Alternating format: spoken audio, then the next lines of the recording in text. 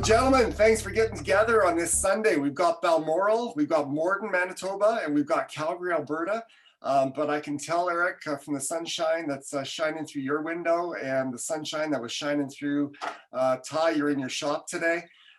It's nice in all the places that we're at. Arik, congratulations for winning last month's cover photo contest on All Out Big Rigs, No Limits.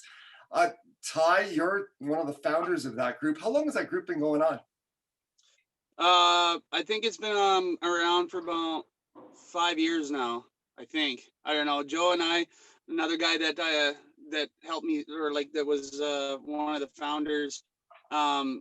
We were trying to figure it out. I think you can figure it out by going through the group itself, but I think we're around 5 years now.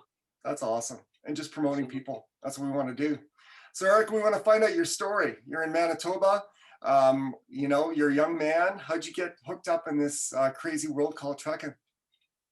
Ever since I was a little kid, I've always wanted to drive a truck, and every time I'd see a nice Peterbilt or a Kenworth go by, I would say, hey, one day I want to drive one of those. And then I started hydrovacing after I was done high school and got the chance to ride in one, and like not a semi, just a hydrovac, but same concept. And I figured, well, I like this. Maybe I should get my license and drive one. Went and got my license about 5 years ago now. And then I drove for New Hope Transport for just over 2 years and left there and went to work for Palmer's here. And actually tried sticking around home for a bit, working for Coca-Cola, but went back to them because I just missed the highway so much and absolutely love the trucks. So, and the fact that I get to work on them too is really cool. You know, everything that we do on them, we have a part of it or a say, and just I don't know, it's just kind of a pride thing, I guess. I really enjoy it. Yeah. Well, that's what we love to celebrate. You're a valuable man. You can work in all parts of the business. I try to help as much as I can. Ty's giving you a thumbs up because that's what he does as well. So you're a PACCAR man. So you just mentioned Kenworth and Peterbilt. Are those the brands that you like and you stick with? How many trucks have you had in your career? Yeah. I've probably been in about 15 different trucks, I guess, per se. Like I've been, first one was the short nose 379 Peterbilt. And then I moved to a 388 Peterbilt, was in a couple of those, and then 579 I drove for a bit, and then went to the 389 Pete at Palmer's there, and drove a couple of those, and one 386, and then we got a Kenworth one time, and I absolutely fell in love with that W9. It's just I find it a superior truck to the Peterbilt. I really, I'm not saying that just to be that way. I really do like them. The only thing I don't like about them is the seat doesn't go back far enough because I'm kind of a tall guy. So that's my only gripe with it. Other than that, absolutely love it. Well, you do have the Kenworth guy in Manitoba. He's based in Winnipeg. So it's no wonder that he's kind of rubbed off on you. And he's going to be grinning from ear to ear when he hears you saying that. So that's perfect. What's your favorite engine? What engine do you like?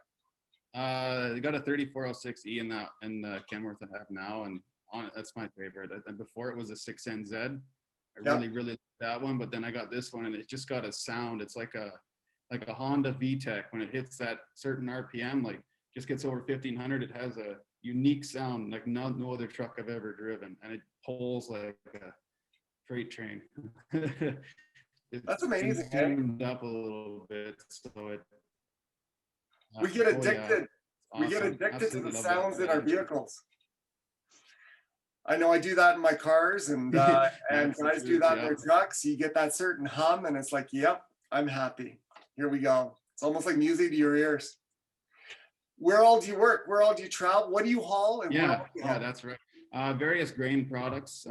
We go from here to Alberta mostly, sometimes to BC. We'll take feed like dry distilled grain, they call it DDG, or corn, stuff like that. We take it to dairy barns or feedlots and stuff like that. And we'll bring wheat back. We'll go to Winkler to deliver, or to Winnipeg, or even not far from our shop.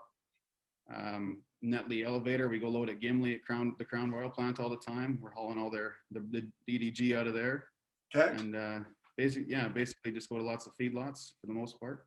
Yeah, but we're talking. You also get out to the West Coast, right? You're heading out to BC pretty soon.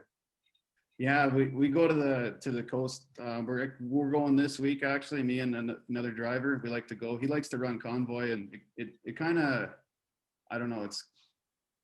I don't know how to describe it, but it's a cool feeling when you get to run a convoy with another cool truck, and you guys are stopping, taking pictures, and just having fun. It's kind of like a lot of people like I enjoy quadding and stuff like that, or when people have something they do like with the machine that they go out and have fun. Kind of feels like you're just playing. You know what I'm like?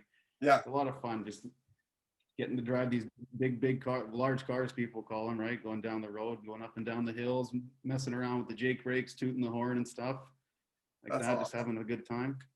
That's awesome. Yeah.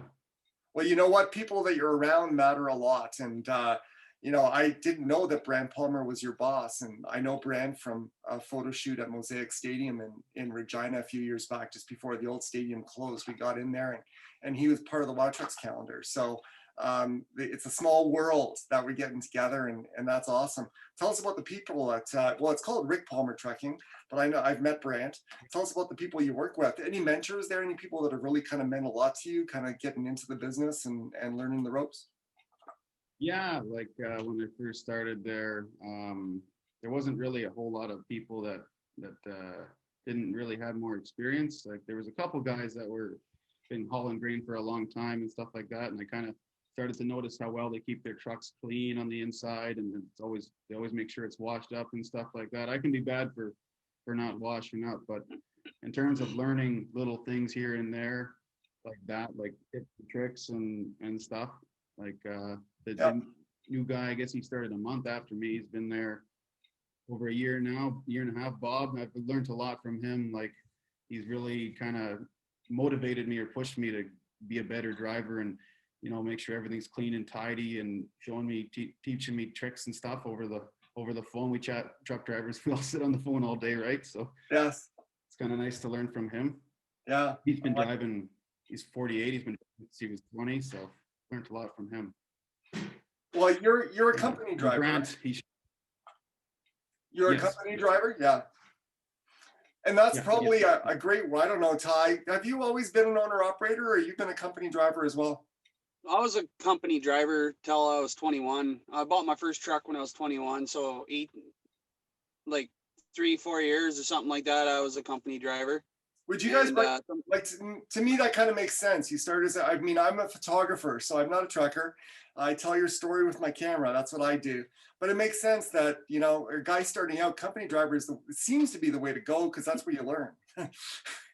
Honestly, sometimes I miss being a company driver when you have breakdowns, or like you got like those, you might say like business decisions that you have to make. So you kind of fall out of that just getting in the truck and having fun, because you got a lot more responsibility. But at the same time, I love what I do too, right? So enjoy those company hours and miles while you got them. Yeah. So what's the plan, Arik? You want to stay company driver? You're looking to go owner operator one day? Where's your head at these days? I thought about buying my own truck, but I'm not ready for that commitment. It's not just a Monday to Friday thing then, or even Monday to Saturday. It's a Sunday to Sunday. You're always working on that thing, and kind of don't want to do it just to have a nice home balance with it. I'm happy where I'm at, and that I have the opportunity to drive these amazing trucks and work for an awesome boss like Grant. Yeah. So I'm just gonna stick where I'm at for now, and hopefully for a long time, maybe down the road one day do something around home. But for now, we're just gonna keep on trucking. You know what? Enjoy the season and learn from what you're doing, and that day will present itself. So don't worry about not committing. Although you are committed in your personal life. You have a girlfriend for 3 years. Give a shout out to her. Yeah, Veronica, love of my life so far. She's been awesome. Sticks around through everything and puts up with me and all my stuff, so I can't complain. You know what? Yeah, like it's there is no best, mate, but it all depends on the right person for the right circumstance. And and so if you found someone that's supportive and that's awesome. That's awesome. How'd you guys meet? Through my sister, actually. She's the same age as my sister, and one day she was just over Snapchat. She Snapchatted her and said, "Oh, your brother came into the store and he's cute and all this other stuff. And can I have his phone number?" And we started texting. And we met the night he turned 18, and we met, and since then it's been history. Cool. So let's wrap up with this. If you were to give young guys like yourself, looking to get into the industry, any advice, what have you learned from your first few years in trucking? What would you do different? If you give them one or two lessons about, what Arik's learned in his career in transport so far, what would it be? What advice would you give? Just to stay positive. It can get kind of lonely out there, and to have friends to talk to and stuff like that, and to never let anybody push you around. Always make sure you're doing things the way you're supposed to be doing them, and don't be doing stuff you shouldn't. It can get quite expensive, and you can get in quite a bit of trouble doing stuff like that. Yeah. And always keep your truck looking as good as you can. It makes you feel good. I like stuff it. like that. Yeah. I like it. Yeah. Well, you know what? Congratulations. You seem like a cool dude. I'm going to, I know you're going to be the banner truck, and we're going to celebrate you in the newsletter. And on the Wowtrucks website, you're going to get a profile page. But I've got these good driver mugs, and since you're a KW fan, this is a really sweet, it's actually Tricorp in Ontario. He owns, which way am I going? I'm going the wrong way. He owns the Toronto to Dallas lane. And so I'm going to send a couple of these mugs out to you, so you and Veronica can, when you're just kind of relaxing, sipping back, we'll send a couple out. But Awesome. Keep doing what you're doing, my friend. I like the pride that you take in what you do, and that's just so important. And so congratulations again. And it's just great to be able to tell your story. Yeah, thank you very much.